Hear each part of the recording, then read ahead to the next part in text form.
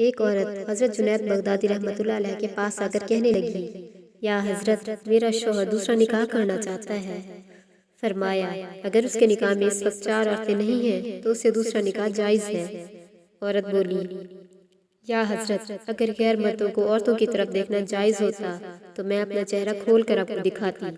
تاکہ آپ مجھے دیکھ کر بتاتے کہ جس شخص کے نکاح میں میرے جیسی صاحب جمال عورت ہو اسے میرے سوا دوسری عورت سے نکاح کرنا لائق ہے۔